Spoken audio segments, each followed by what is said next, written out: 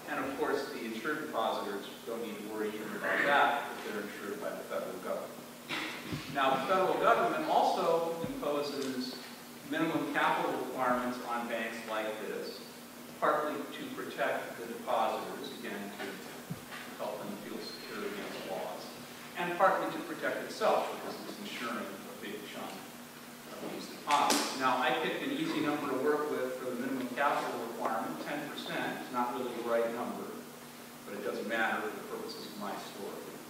And this bank, like most banks as I understand it, is sticking right at the legal minimum. So it's got capital that's exactly 10% of its assets. Okay? So the next step in the story is to imagine, for the moment, purely hypothetically, what would happen if the bank made some bad mortgage loans. So it lost $5 million of that $50 million in mortgage loans on the asset side of its portfolio. The immediate effect is that the bank's investors, the owners of the bank, lose $5 million as the value of their capital goes down. That, of course, is kind of a drag to them, and they're unhappy. Okay? But it turns out that there's going to be many more unhappy people. Okay? And the reason there's going to be many more unhappy people is that the bank is now in violation of its minimum capital requirement. It no longer has capital equal to 10% of its assets. And in fact, its capital is now quite a bit less than 10% of its assets. In order to bring itself back into compliance with the capital requirement, it's going to have to cut the quantity of assets, the quantity of loans that it's making. Okay? Now, it's not very easy for it to cut the quantity of mortgage loans, because these are 20, 30-year things. The commercial loans are easier to cut back, and so that's what it's going to cut back. And in my scenario, it turns out that even though it's only lost $5 million on these bad mortgage loans, it has to cut back its commercial loans, its loans to firms, by, I guess, $45 million. Cuts them almost in half. Okay? And many firms, for many firms in this community, this is going to be a big disaster. You may have firms that were planning on starting investment projects with loans from the bank that can't start the projects because they can't get the loans. You might have firms that needed money to buy inventory that can't buy the inventory and therefore can't make sales because they can't get loans. You may have firms that get income irregularly and have to borrow from time to time just to pay their workers, and they can't pay their workers. You might have workers that get laid off, et cetera, et cetera. You can see how this could be a big disaster for the local community, but only for the local community, because at the moment this is just one bank in one small town. Okay? So now something happens, something that started to happen in a big way 10 years ago or so. What happens is a lot of money becomes available for mortgage loans, and a lot of people who previously would have thought of themselves as not being able to get mortgage loans start to think of themselves as potentially being able to get mortgage loans, partly because a lot of money is available. But the money isn't going to come from this local community. Okay? So there are people out there that would be happy to borrow $25 million more or even $50 million more from this bank. Okay? But they can't normally because the bank wouldn't be able to come up with the money. Okay? But now what the bank is going to do is it's going to make these loans, originate these loans, okay? But it's not going to carry them on its balance sheet. Instead, it's going to sell the loans. Actually, the loans are going to be packaged along with lots of other mortgage loans made by lots of other financial institutions just like this. And they're going to be sold to some other lender. And this bank is going to get a fee for originating the loans, but it doesn't have to come up with the money. Okay? And the fact that it doesn't have to come up with the money is an important part of this story. Okay? So let's go back to that scenario a couple minutes ago that involved what happens if the bank made bad mortgage loans. And part of the answer is the investors of the bank lose a lot of money and are very unhappy. Now imagine that you're a manager of this bank and you're giving instructions to your mortgage loan officers about what to do. You know that if they screw up and they make bad mortgage loans, the owners of your bank are going to be very unhappy and they're probably going to fire you. Okay? So you tell your loan officers, be very careful about making these loans. Okay? Don't make loans to people who don't have incomes high enough to allow them to make the payments. Make sure that you can verify that they have enough income to make the payments.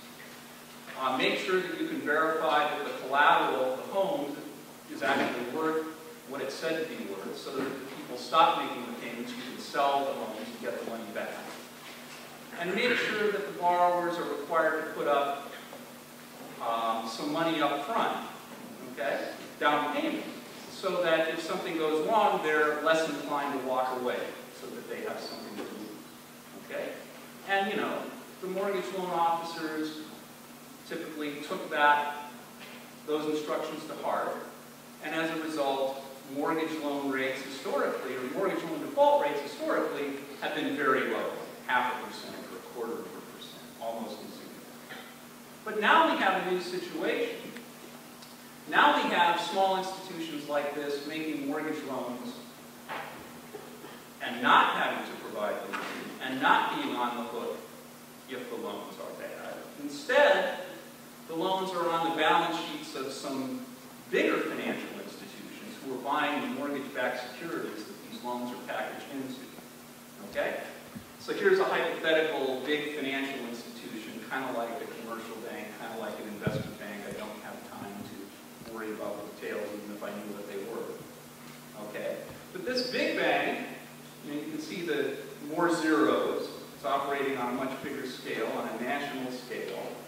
It's buying these mortgage-backed securities. It's also buying commercial paper and making commercial loans. It's a big player in the U.S. financial system. Okay? But the people who are making the decision in this bank to buy these mortgage-backed securities, they don't know very much about what's in the securities, in the sense of who the ultimate borrowers are and what their financial situation is. It's kind of taking the word of the originators, of small banks who are making the loans, that, yeah, these are good loans, okay? And it's willing to take their word, they're willing to take their word partly because there's this history that these small institutions have usually made pretty good mortgage loans. Unfortunately, what these people don't realize, why they didn't realize this, I would have to confess, remains a mystery to me, is that the incentives of the people originating the loans have changed. Their incentives to make good loans when the loans are going to be purchased by somebody else are very different from their incentives to make good loans when the loans are going to end up on the balance sheets of the institutions they work for. Okay? They have every incentive to represent the loans as good, whether they are good or not. They have every incentive not to try very hard to make sure that the loans are good. Okay? What they get paid up front, they get fees for originating the loans. After that, their institutions, they're not on the hook because their institutions are not on the hook. It's somebody else who's going to take the loss.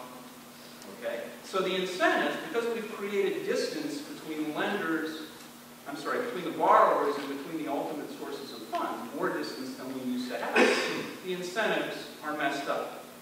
Okay? And as a result, big surprise, a lot of the mortgage loans are bad. Now, again, I'm kind of making these numbers up, but this particular institution loses 10% of its mortgage loan portfolio, $500 million. Okay?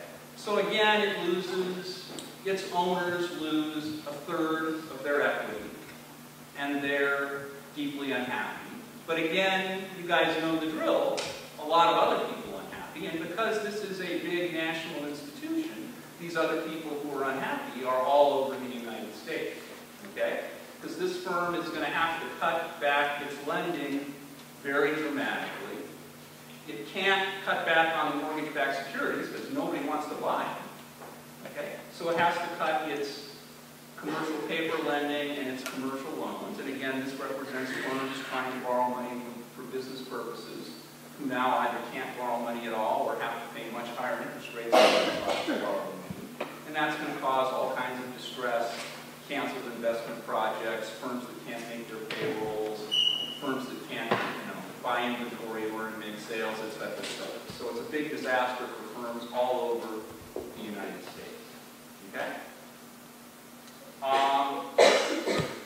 There's one thing that could save the situation. Okay? And if you're a person running this big bank, you're thinking to yourself, gee, I wish I could get some private investor to buy some capital in my institution to replace some of the capital that I lost when I lost money on my mortgages. Okay?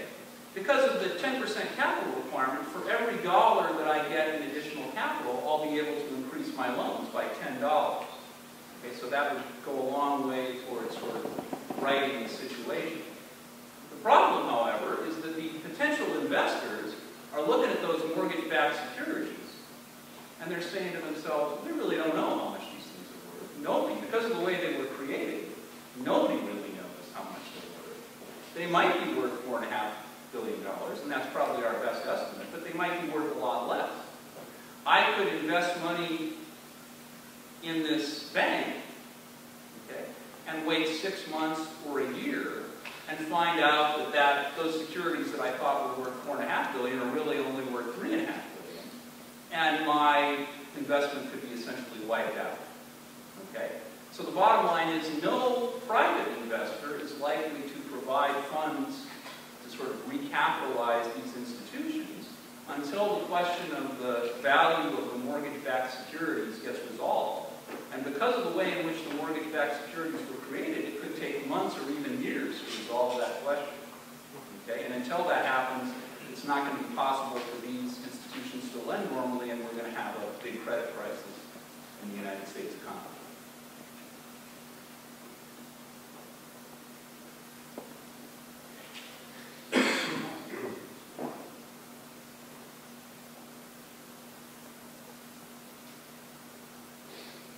Here is in discussing some of the implications of accounting procedures such as mark-to-market accounting when you have some questions or degradation in the value of assets. So, Professor Hassel, please.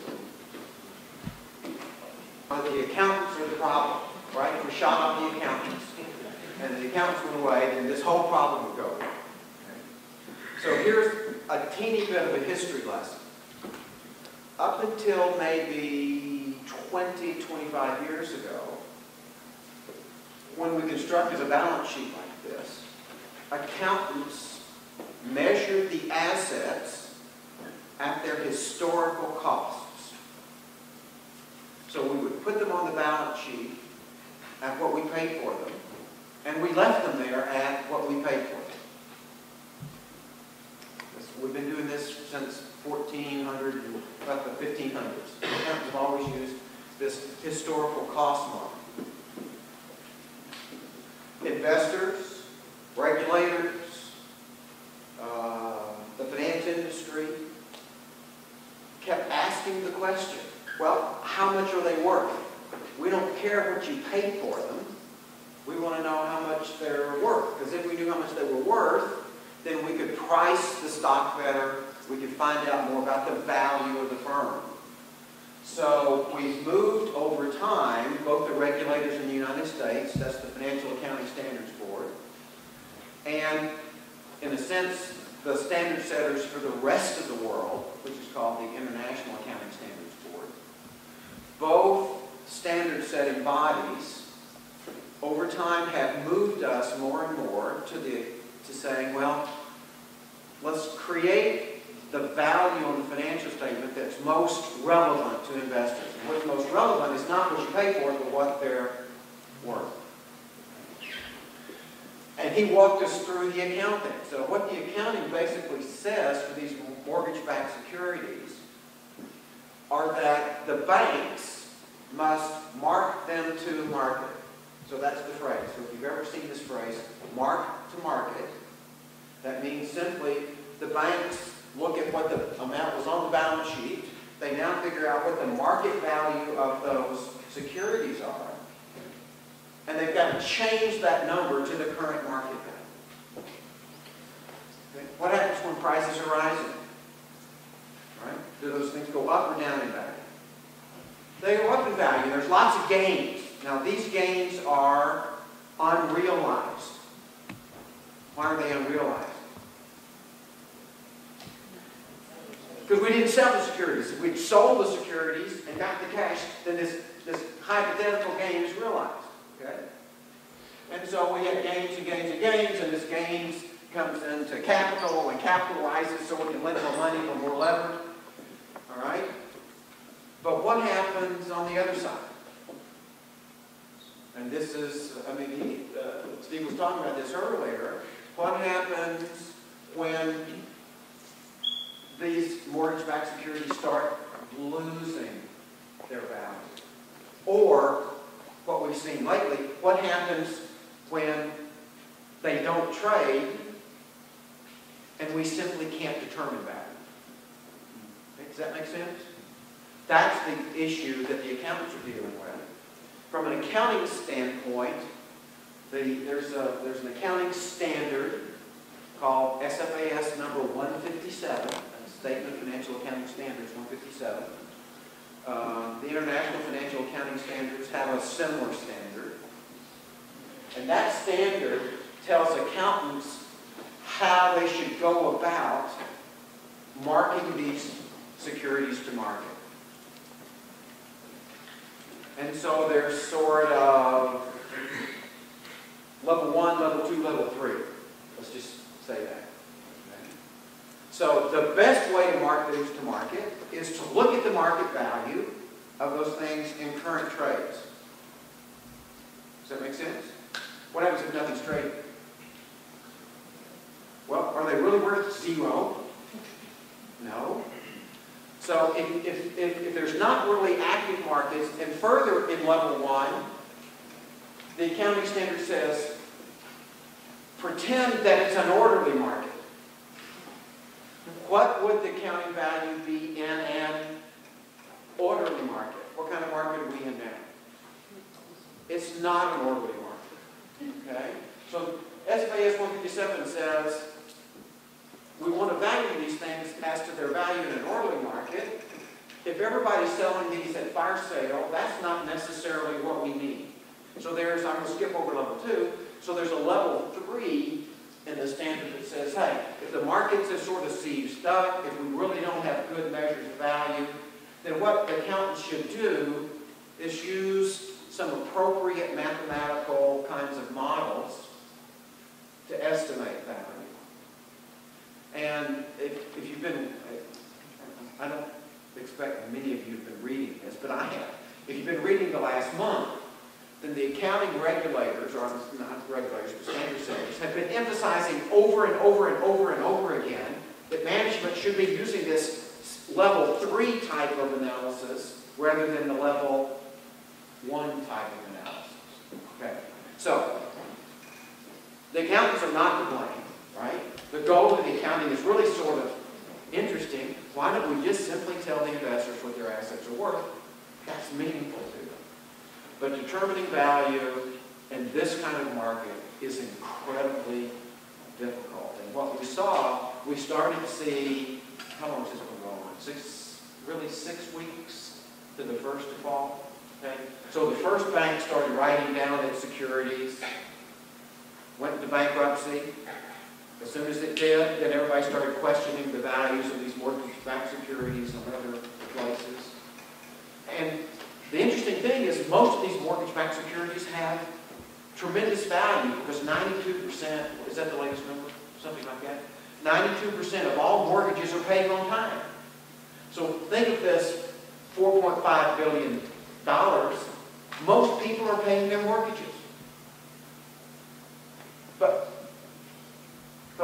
we look at that one security and we don't know that. Right? On average, you know that 92%, but maybe everybody in that pool is not paying their mortgage. Right? And so investors have had no way to mortgage, create these values. And that's sort of the mark-to-market accounting and how that's worked. Right? So you did a pretty good job of talking about then this regulated capital. Right? And so regulators say you have to keep a certain percentage of capital to assets. Right? If assets go down, what are your choices? He told us again, I'm just reviewing. Assets go down, what are your choices? Raise more capital, but nobody wants to buy your stock. Right? Sell assets. Okay? Or what we've seen the last 2 or 3 days, something I never thought I would see in my lifetime. All right? The U.S. government is now buying stock in banks. What are they doing when they're buying stocks and banks? They're recapitalizing the banks. Now that the banks have more capital, what can they do? Right? And another thing, the $700 billion in bailout, or whatever we're calling it, what do we call it? The buyout. But this is, we can really understand what they did. What the government was saying is, we'll buy that $4.5 billion and give $4.5 billion to the bank. Well, we'll pay them something for it, but we'll take it off the balance sheet. Now, the commercial paper was not really an issue here, and the commercial loans wasn't really an issue. It was all the mortgage-backed securities. So the first thought was, if the government just buys the mortgage-backed securities, it'll get rid of the problem. Nobody will worry about the value anymore, and the banks can get on their way to lending. All right, so have I understated the simplicity of what was going on? I mean, that was all it. Let's buy these loans or these assets that nobody can value, because we know they're worth something. Right? Let's don't pay 100 cents on the dollar. Let's pay something. Right? And that was really part of the debate in Congress was, do we pay 22 cents on the dollar, or 47 cents on the dollar, or 85 cents on the dollar? Okay? All still yet to be resolved. Right? About what you're going to pay more. So that's the accounting. So the accountants, in an effort to provide better information to users, have slowly started doing more of this mark-to-market accounting in an effort to provide help. Mark-to-market accounting is incredibly difficult when there's no market. Right? So the accountants have been trying to figure out there is a default standard, which is, let's do these, if you have any sort of finance background, discounted cash flow models to create value. So, what is some of the calls in Congress? Get rid of mark-to-market accounting. Right? So, if we got rid of mark-to-market accounting, remember Steve's example, what would the mortgage-backed securities say? $5 billion, because that's what we paid for them. Right? And we would continue to show that, and everything would be okay if we just got rid of mark-to-market accounting. Right? It's the accountant's fault. All right? So, well, thank you, Professor Hassel. You've convinced me that accountants are not fully to blame for this. Thank you. I revised my assessment down to 50%. So right now, to transition a little bit and talk a little more about how this crisis has affected lending and borrowing, Professor Kim Caro is going to drive that discussion. Think about that. And what exactly is going on? You hear a lot of talk about the Federal Reserve lending a bunch of money out. In fact, if you go back a couple of weeks ago, 2 weeks ago, it lent out, actually go back 3 weeks ago, it lent out $121 billion to banks. Following week, it was $262 billion. I think this last week we're approaching $400 to $500 billion lent out in the banking system. There's a lot of money being lent out into the banking system. And what's going on? They're trying to stimulate the economy. Basically, the Federal Reserve is called the lender of last resort. When a bank gets into trouble, and it needs money because it has losses, okay, where does it go to borrow money? Well, in a normal economy, I just go over to another bank, and I borrow from them because they know I'm a good credit quality. Okay? They know I'm another bank. In normal economic times, the probability of a bank going bankrupt is very small. Rarely happens. And so you just borrow from another bank. Okay? And so that's called what we call the interbank market. That goes on where we borrow them. Well, in this point, they're concerned about those assets. The other banks are worried about my bank, let's say. Because they don't know exactly if I have really good assets on my balance sheet or not. And so they're worried about those assets on my bank. And as they worry about those, they decide, well, I'm not going to lend to Professor Caro. I'm not going to lend to him. Because I don't know what the quality of their loans are. So the banks aren't lending to each other. And why does that create a problem? Well, let's say there's money over in this city, okay? And my city, that there's extra money over here in this city. And my city has a bunch of people that need to borrow some money. My bank simply borrows. In a normal time, my bank simply borrows from that bank, and it lends out the money. The money goes where it's needed most in the economy. It just flows from one bank to the next. And it flows from where there's excess money to where there's a shortage of money. And that's how the money flows through the economy, through this interbank rate and borrowing system that happens. These are overnight loans, sometimes 7-day loans, sometimes 20-day loans. They're very short-term loans that the banks do. It's just until I have enough time to raise capital in another area. But that way I can get you your loan very quickly. I can approve that loan right away. I know you're a good credit quality, hopefully. And I can get that loan approved and move that money through the system very easily. What happens when I can't do that? Well, I go to the lender of last resort, known as the Federal Reserve. And I can give them some assets. I basically take some of my mortgage-backed securities that I have and say, here's some collateral. Can you lend me a few $1 billion? Okay? And so I hand over some of those assets just as collateral. I still own the assets, but I'm using them as collateral. Just like when you buy a house, you own the house, but you hand the house over as collateral to the bank. Okay? And that way, the bank has the house as collateral. If something happens to you, they'll sell the house to be able to raise their funds. In the same way, the Federal Reserve then takes these assets as collateral and then lends them the money. Well, where does the Federal Reserve get all their money? Well, basically, prior to the crisis, the Federal Reserve had assets of about $800 billion in Treasury securities. That's the assets that the Federal Reserve owns.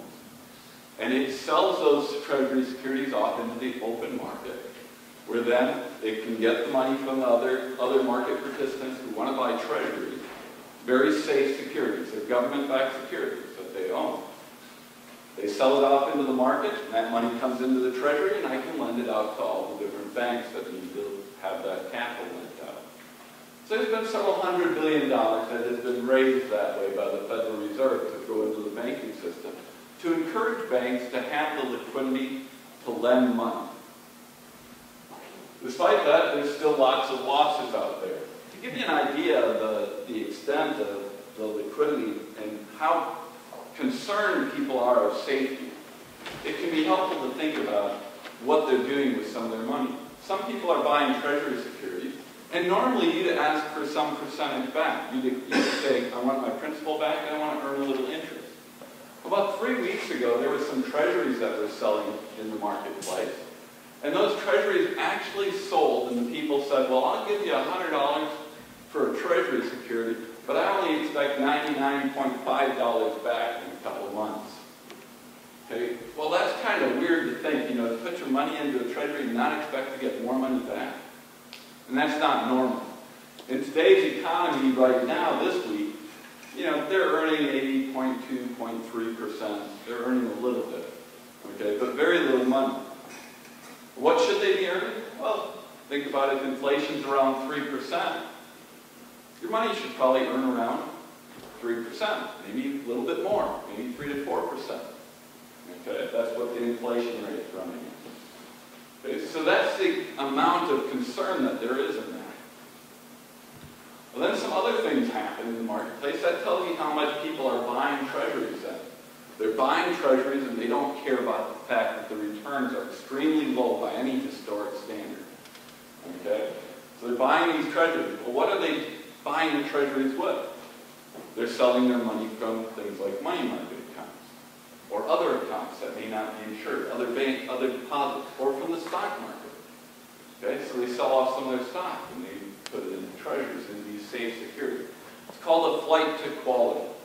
Happens every once in a while, and the U.S. is usually, in terms of Treasuries, one of the beneficiaries of Treasury rates is the flight to quality. Because a lot of countries buy our Treasuries in this financial crisis. And so you've got that going on where you have all those assets. Well, why are people worried about their investments in some of these other things, and how does that impact your borrowing or my borrowing or your being able to pay that you're worth?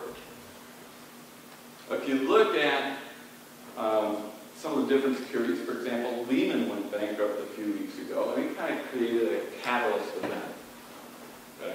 What happened when Lehman went bankrupt is people knew that it couldn't pay off its debts that it had. That's what bankruptcy means, right? I can't pay off all the debts that I owe. The result was that there was a money market account called Reserve Money Market Account that had to write those debts off, and it was the first time in a money market account that consumers actually lost the value of the money market account. Never happened before in the United States. Had happened in a couple of other ones that were business money market accounts, but it had never happened in a consumer money market account. So that resulted in people pulling their money out of these money market accounts. And so if you had a brokerage account, the money market account is kind of the centerpiece in the brokerage account. And they pulled money out of it. Well, why is that important? That's the commercial paper.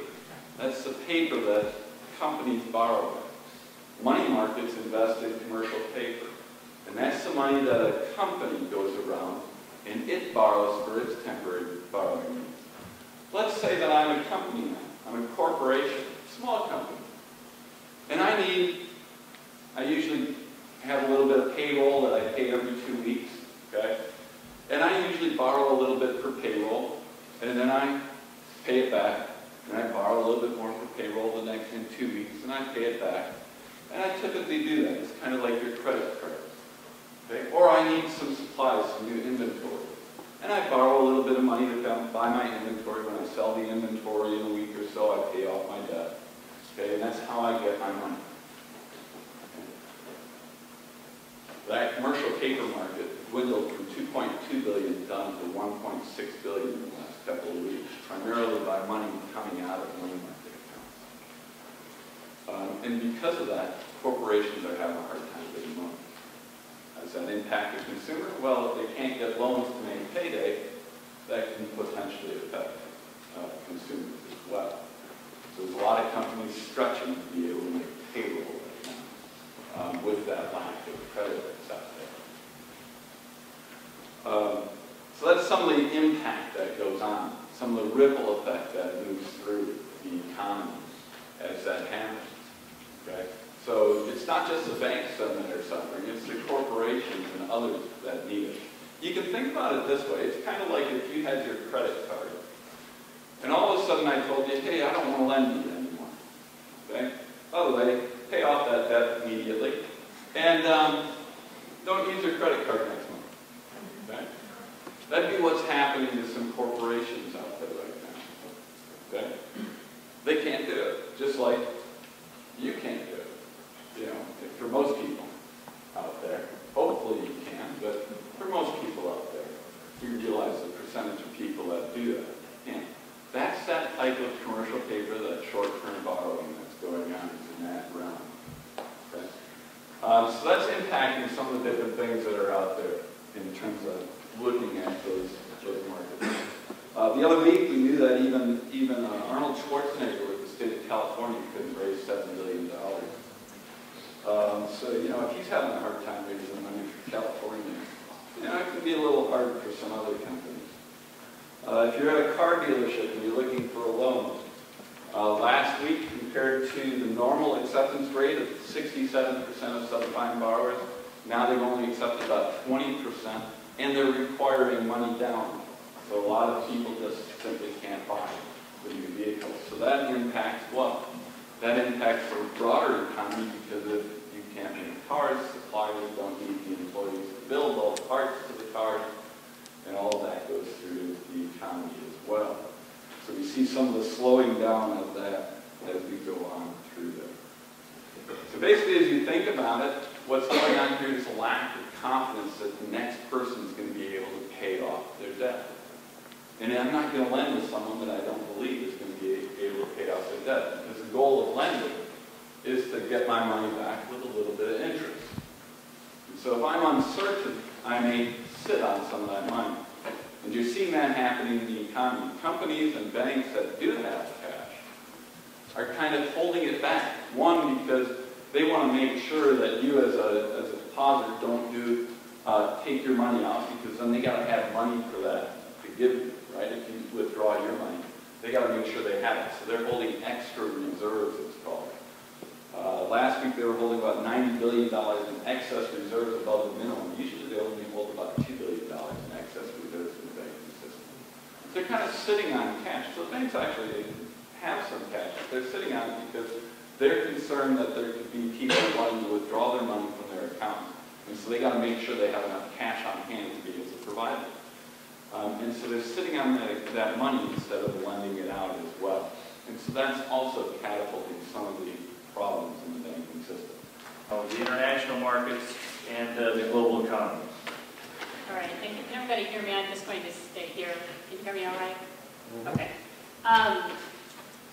Also, I'd like to say, excuse me, when I have to bolt out at 1:45, I have a class at 6. So, but let me talk about the international repercussions of all of this. What strikes me as very interesting is about a year ago, or a little over a year ago, there was a lot of discussion about the decoupling of the U.S. economy from the rest of the world. And there was discussion, analysis on how the U.S. economy was just trending a different way. Other countries were growing much faster, not much of a connection at all. And everyone used to think there was a pretty strong connection. So there was this debate going on in both policy and academic circles. Well, I think that debate has been blown out of the water. At this point, we clearly see the international repercussions of this financial crisis. Let me just give you some numbers. In the week of October 6th to October 10th, that was last week, the really bad week, the market was down 18% in that week alone in New York. It was down 21% in London, 24% in Tokyo, 22% in Germany, all in a single week. That the decrease wasn't contained in developed markets. We saw a strong fall in emerging markets as well.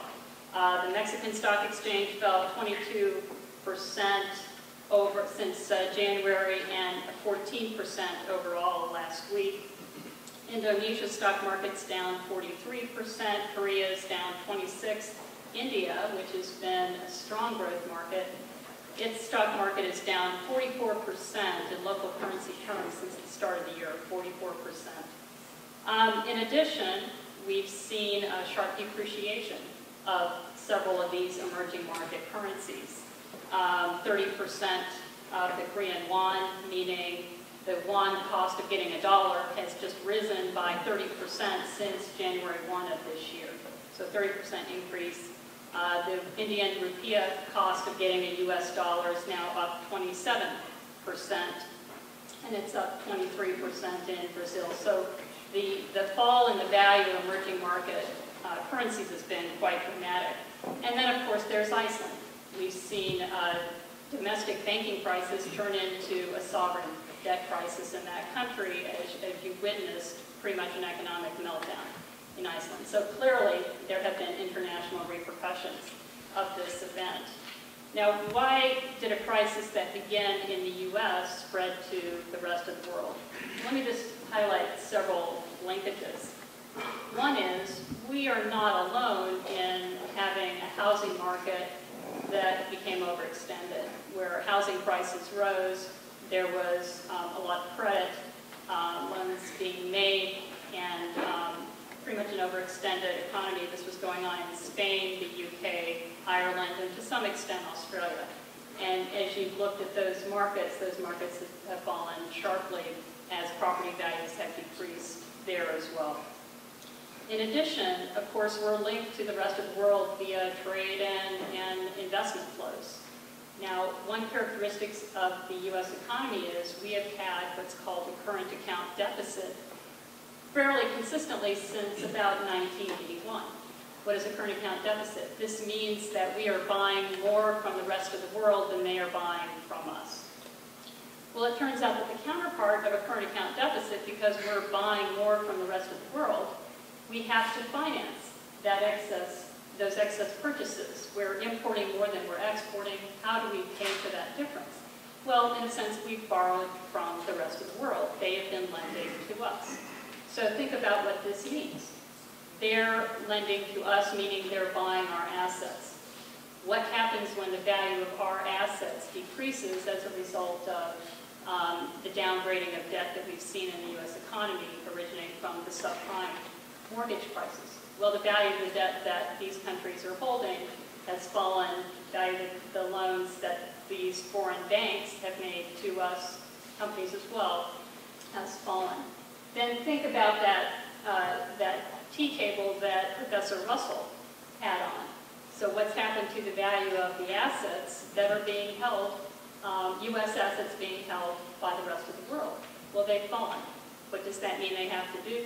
Their loans will have to be called in, or they have to raise more capital. So it's this international trade and international investment flow linkage that has been a large contributor of the spillover that we're seeing today.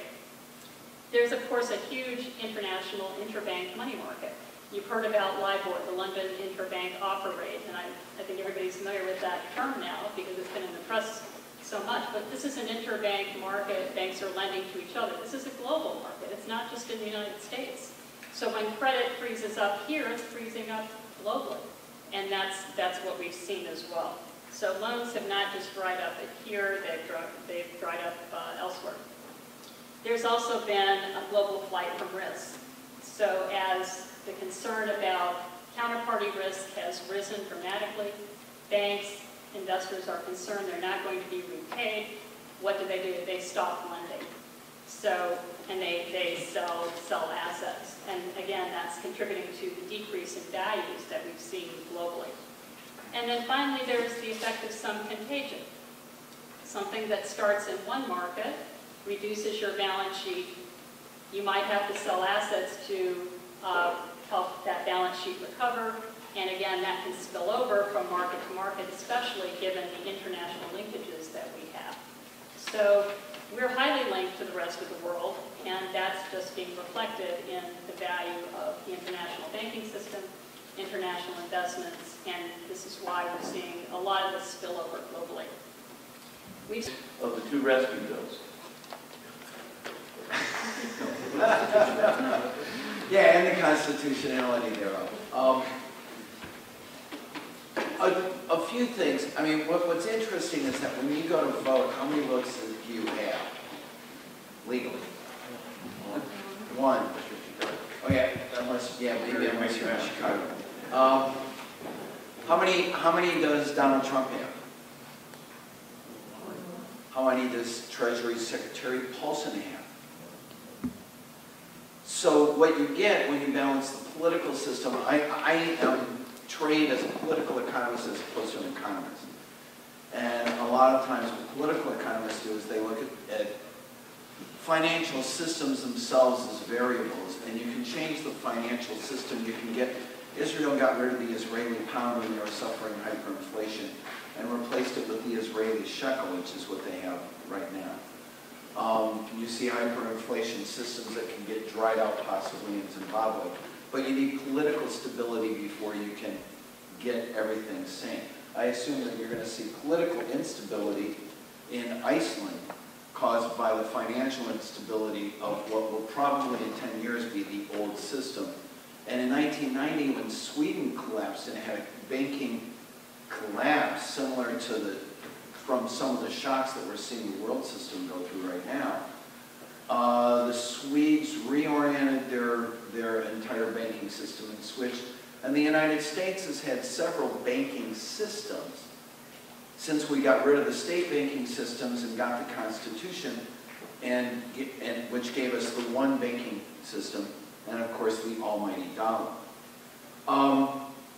So when you look at the banking systems as a variable and you realize that there's a political angle to this, what you've also got to realize is that for all the debates about what's going on in the stock market and the financial market, is the people who own these bonds, 80% of the financial assets in the United States are owned by the top 10% of people who own assets. So if we take the person with the most negative assets, and we keep on lining them up until we get to the person with the most assets, and we took that 10% of the population, they would hold 80% of the assets. These are the people who are getting brutalized right now. Okay, but it's not necessarily, right? Paulson may be losing a lot more money than I am. And 20-year-olds aren't losing as much money as I am right now because I'm planning for my investment. So 20-year-olds don't have as much of a stake in this on a certain level. Poor people also don't have the financial investments.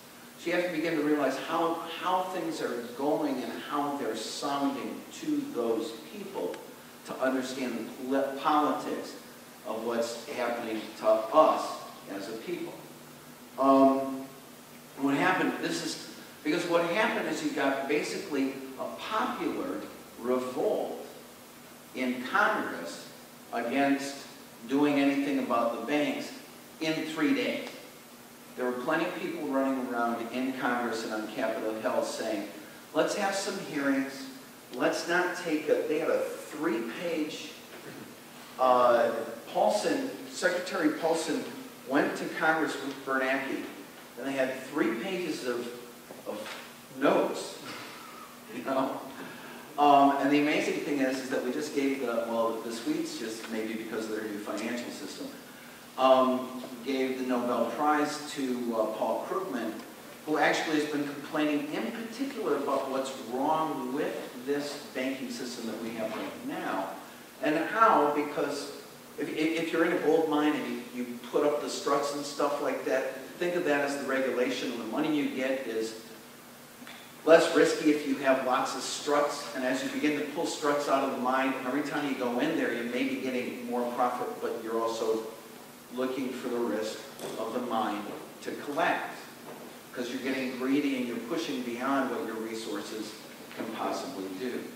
And if you look at the difference between real asset growth and financial asset growth in the United States, financial asset growth has been giving us indications of a historical bubble for a long time. What happened was that Paulson and the Bush administration came in and said, this is what we want to do. And what interestingly happened was a revolt of 2 groups of people in the country who sometimes you don't think of them going together, but they actually vote in Congress when they rebel in their populist best. Conservative Republicans, led by people like Mike Pence in particular here in Indiana, and the Congressional Black Caucus. Both of those groups looked at this bill and looked at these 3 pages and shook their head. And don't forget, this is not out of context with the raising of the debt limits that they've been forced to do every year, with the budgets that they can no longer pass every year, with the money that they have to also borrow for Iraq every year, and the reasons and the rush to go into Iraq. And you begin to see a political crisis where these congressmen were getting 200 to 1 phone calls. They were getting phone calls from the 80% of the people who weren't taking the bath and were saying, I'm on the hook for $25,000 of debt, and I never, I don't own any of these assets. So what happened was the pressure on Congress was so great that the majority of Republicans and everybody in the Congressional Black Caucus, which if you put them together is a majority of the Congress plus some other people around their fiscal conservative Democrats from the suburbs, et cetera, et cetera. And you basically stopped the bill from going through, and what they were saying is we haven't looked at the alternatives, we haven't looked if we need like a whole roto-rooter onto the entire financial system. We haven't looked specifically in what type of regulations can keep us out of this mess. And one of the risks that they foresee is that as you pump liquidity into the system again, which is what the $700 billion should maybe do, in the words of Paulson, is that what you'll get is just more of the same. We'll take the liquidity, we'll go out, and now you can get a loan with no money down, and we'll keep on our merry way. And there's no break on that. So some people for reasons that it didn't affect their constituents, some people for reasons that they're fiscal conservatives and think that the market should bankrupt people who take on risks, some for the reasons that they were just getting pummeled by their constituents, but they voted no. Now here's an interesting thing. In the U.S. Constitution, the only group of people that can take money from you in the federal government is, I see some of my students out there, who can take money from me in the federal government? Can the judiciary take money from me? Can the Supreme Court say we're going to have property tax? No. Can the senators take money from me? No, the only people who are allowed to pass a bill about ways and means is the Congress. The Congress, we elect directly to represent us. The Senate, even though it's kind of like a big congressman now, but the Senate still thinks of itself and is insulated from elections in order to protect them from our opinions. Congress has to run every 2 years because they have to live off of our opinions, right? So if you can only get a financial bill through the House, then $700 billion is a financial bill, and it fails in the House, how do you get it going again? How can you tell the people in the people's house that they got it wrong the first time they have to try again? Here's another chance. Is that what you do, and this happens in the Indiana legislature all the time, and it's got a nickname over there on Washington. It's called strip and replace. What the senators did, because the senators are wise, because 2/3 of them aren't running this year, and the election is in 20 days, right? So that 60 got together and said, how do we fix this problem? How do we get the $700 billion through? And what they did was basically cobble together a package that the 35 who are running this year could vote against, right? Because they're up for election in 20 days, right? 20 days, right?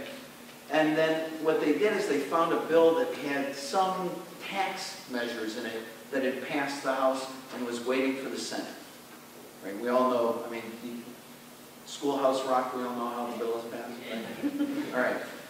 So, dies in the House, but there's a little bill that talks about taxes on water, let's say, that goes over to the Senate. And we call it the water bill, but we take all the language out of it, and we take the $700 billion and amend the bill, which is constitutional, but not what the intent was, that only your representative can pick your pocket, is the way that I tell people how it works. So what happened, most of the reason that the pressure was put on both houses to pass something early was because the 3 pages from the Bush administration was not supposed to be subject to hearing. The $700 billion that, when it passed, was going to go and buy the bad debt is now going to buy stocks in banks. And, you know, the problem was, do we just give the president that sort of power to begin to decide how to do this? Or do we actually debate what actually caused the problem? And I'll tell you something. So that's how it slipped through. The CBC, the Congressional Black Caucus, and conservative Republicans mostly stayed away from the bill again, because it only got sunk by about 7 votes. The only person who flipped their vote here was Andre Carson, who went against the Black Caucus and voted for the bill. And he's up for it. So the question is, where do these powers to set up a banking system lie? Is it the Secretary of Treasury has this? The place that you arrange and build and legislate a monetary system in Article 1, Section 8 of the U.S. Constitution is a clause that says that Congress has the power to coin money and determine the value thereof. What that does is it gives Congress, and not the president and not the judiciary, the power for all of us with one vote to decide what kind of monetary system we want. And then allow competition and free enterprise and all that stuff that's within the monetary thing to, I'm getting shut up. What was needed was the debate to actually decide what to do to solve the problem instead of quickly handing power over because of a crisis. And that I think we still have to kind of deal with, because there's more than $700 billion of bad debt